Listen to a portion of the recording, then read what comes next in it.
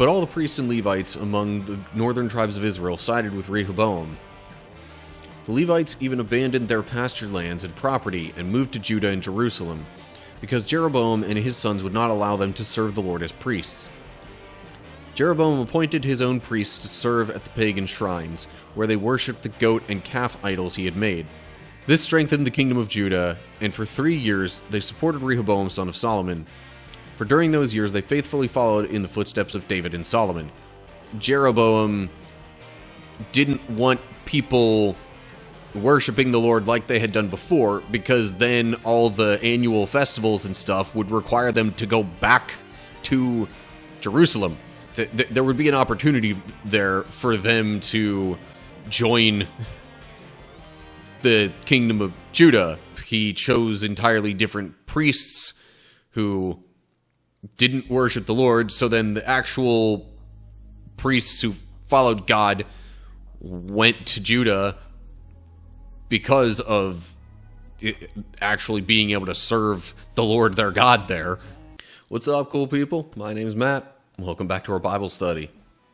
So we're looking at 2 Chronicles chapter 11 now. So, 1st and 2nd Chronicles, friendly reminder, is sort of recapping the history of God's people for the sake of communicating that information to the Israelites who have been exiled. Probably by Babylon in particular, but anyway.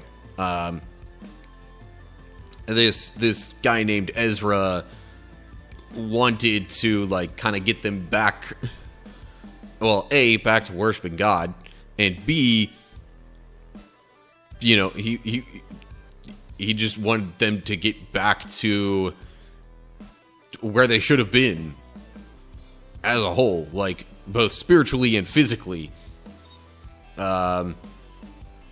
So he kind of goes back through what got them to the situation they were in. So within this sort of recap of Ezra's, we've kind of hit the point where, like, just after the ancient kingdom of Israel split, you know, they had Saul as king, and then David, and then Solomon.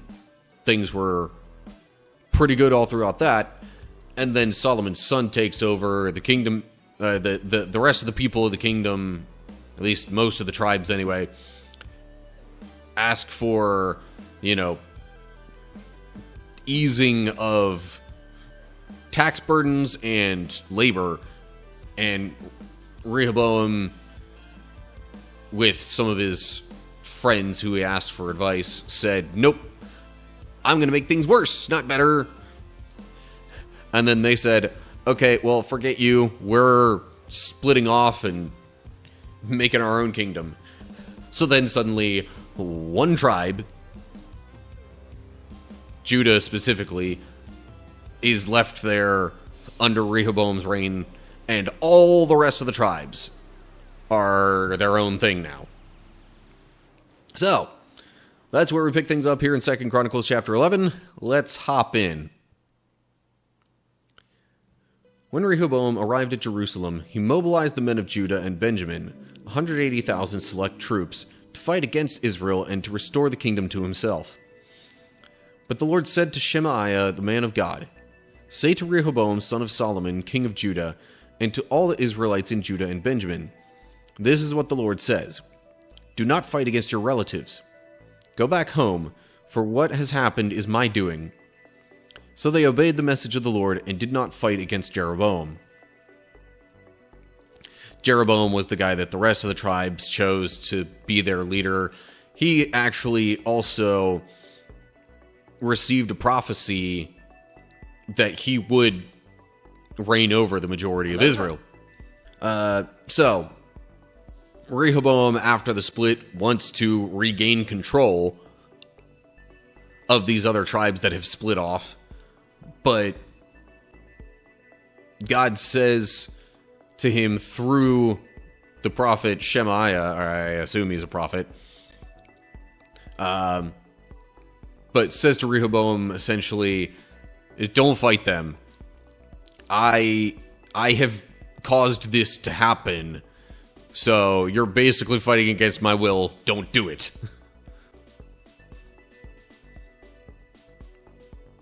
So, there's the general gist of that. Jeroboam is leading the other people as prophesied, and Rehoboam rules over essentially just the tribe of Judah, maybe Benjamin as well. But there's two separate kingdoms out of what used to just be one. Then we get to verse 5. Rehoboam remained in Jerusalem and fortified various towns for the defense of Judah. He built up Bethlehem, Etam, Tekoa, Bethzur, Soko, Adullam, Gath, Mareshah, Ziph, Adoraim, Lachish, Azekah, Zorah, Aijalon, and Hebron. These became the fortified towns of Judah and Benjamin.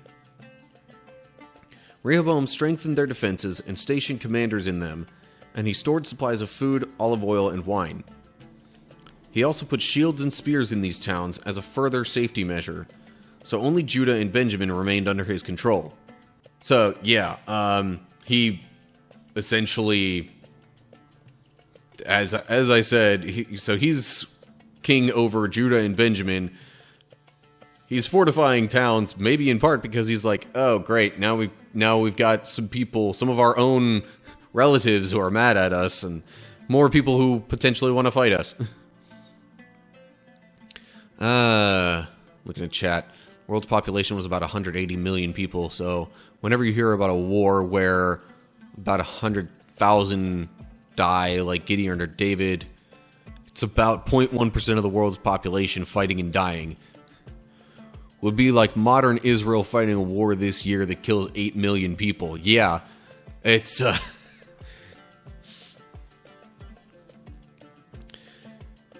yeah, these wars relative to the population then were actually quite massive. So, in preparation for a potential massive conflict like that, Rehoboam fortifies a bunch of these towns throughout Jerusalem and Benjamin. And of course, it wouldn't be a good, fortified city if it didn't have arms and food. Which is why he stocks up on things like spears and shields and food, obviously. Strengthening their defenses could also have been like, fortifying the walls or other things like that too. But that's... So anyway, he went around doing that kind of stuff just to be prepared for possible upcoming conflict.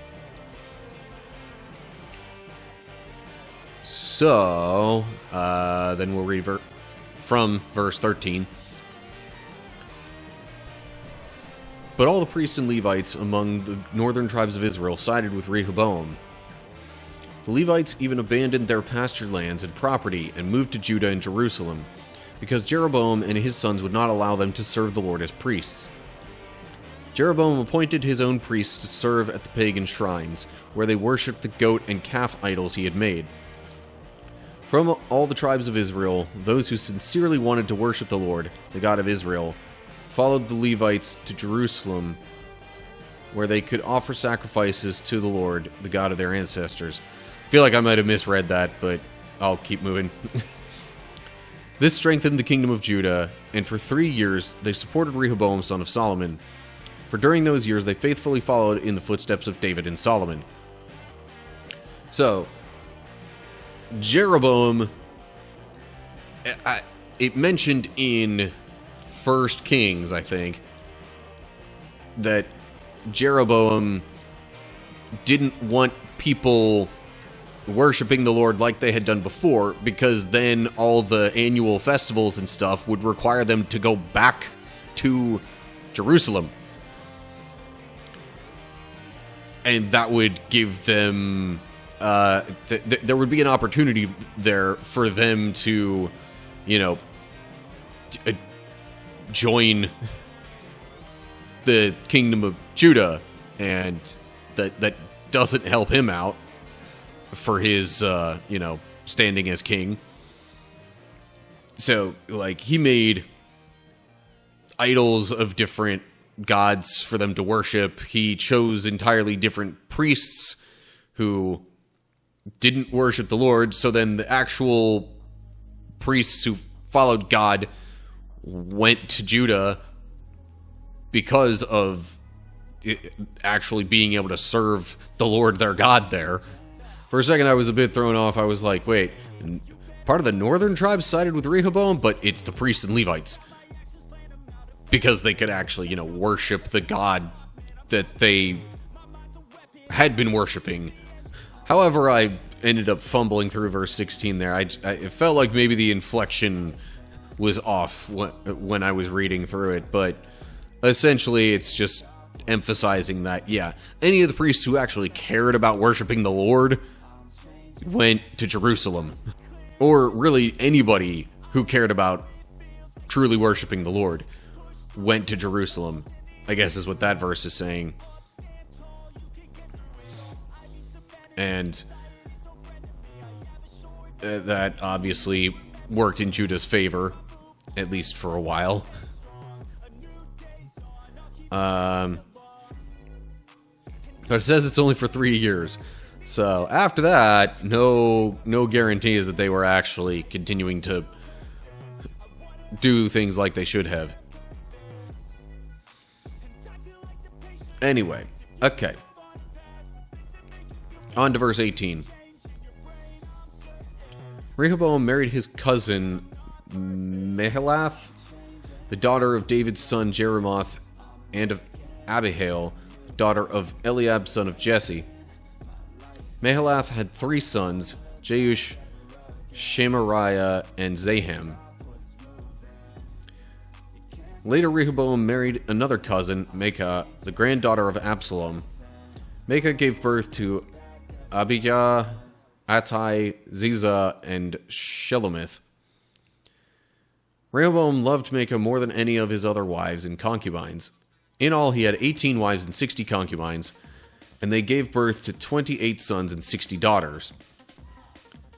Rehoboam appointed Maacah's son Abijah as leader among the princes, making it clear that he would be the next king. Rehoboam also wisely gave responsibilities to his other sons and stationed some of them in the fortified towns throughout the land of Judah and Benjamin. He provided them with generous provisions, and he found many wives for them. So, yeah, there's something that we don't necessarily talk about a whole lot when reading through the Bible, just the sheer number of women who typically birthed children of, even the main figures we read about in the Bible. And in this case, it seems like Rehoboam kind of, strategically utilized his sons to help sort of reinforce control over different areas of his kingdom. Since he had so many sons, I kind of understand the strategy of the way he's utilizing them. Now, it doesn't really specify what kinds of responsibilities he gave most of his other sons, but it does say he stationed them in the fortified towns.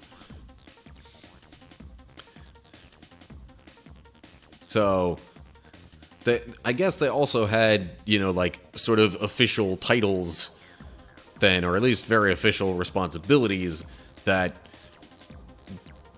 gave them a bit of standing above just, your average person in ancient Israel, or ancient Judah in this case. Kingdoms are split. I've got to specify which one is which now. So that's somewhat a separate bit about Rehoboam's family, but I guess it adds a little bit to the previous section about, fortifying the towns and, again, trying to be prepared for any sort of wars that might come about. And especially with them all being family, you'd think for the most part they'd kind of have each other's backs.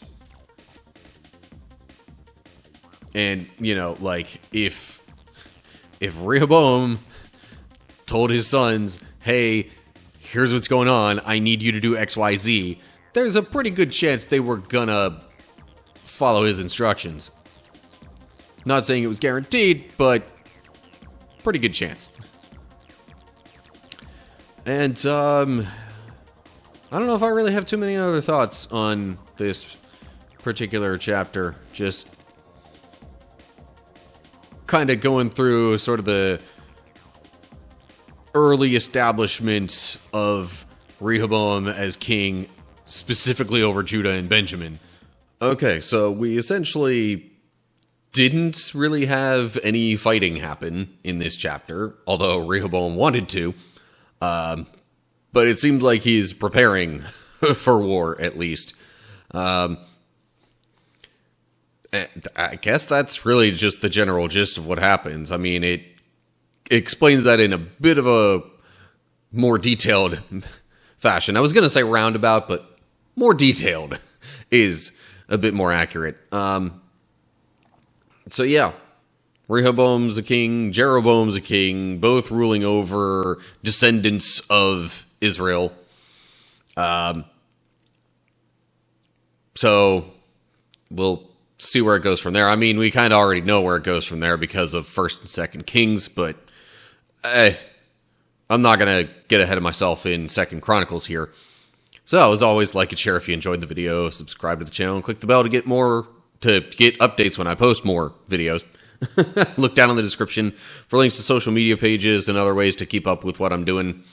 And, of course, leave your thoughts and questions down in the comments section below all that.